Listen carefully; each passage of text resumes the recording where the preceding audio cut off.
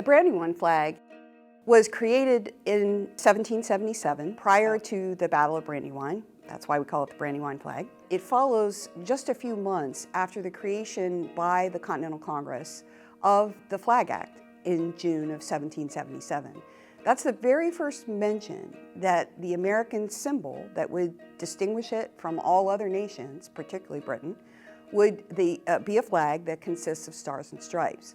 So it isn't immediate that the flag that we know today was recognizable in the 18th century. There were many variations throughout the American Revolution of a stars and stripes configuration, but the Brandywine flag is really the earliest. And it's quite remarkable that that's so, because Pennsylvania never had a militia until just a few months prior to the Flag Act. So if you think about 1777 for Pennsylvanians, the Militia Act is passed in the spring, and then shortly thereafter, the Flag Act is passed by the Continental Congress.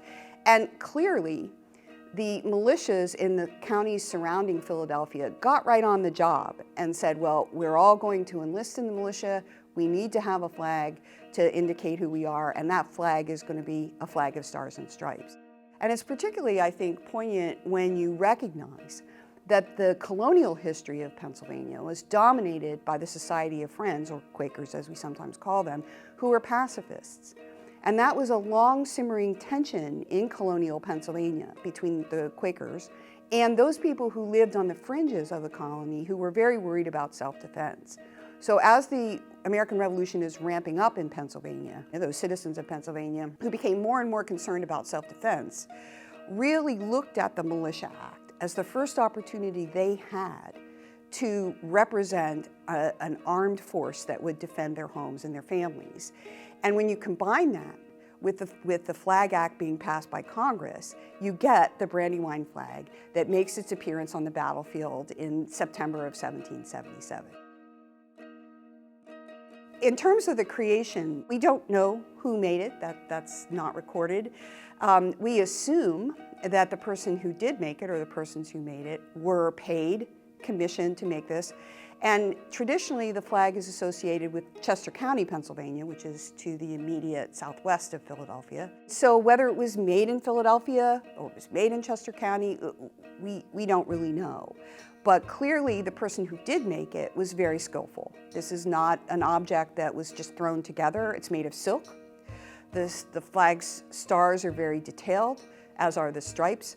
The stitches are very regular. So the idea that this is something that's just sort of handmade in somebody's kitchen doesn't hold much water.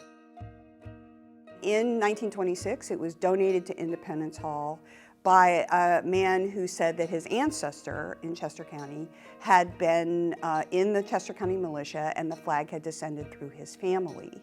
The National Park Service put the flag on exhibit for several decades, the 1970s and 1980s, but then we removed it from exhibit because the silk is very fragile and the flag was being exposed to too much light and was deteriorating as a result. So this flag that's on exhibit in the exhibit here at the Museum of the American Revolution hasn't been available to the public for almost 30 years. Obviously, the people who lived in the past are not available for us to talk to, but their possessions that they made and used and sometimes preserved and handed down through their families speak for them. And the role of having something like the Brandywine flag on exhibit, where we tell the story of its potential origin and why it's important to our understanding of the American Revolution, also allows us to talk about the real commitment that generations following the Revolution had to preserving objects that were associated with that fight.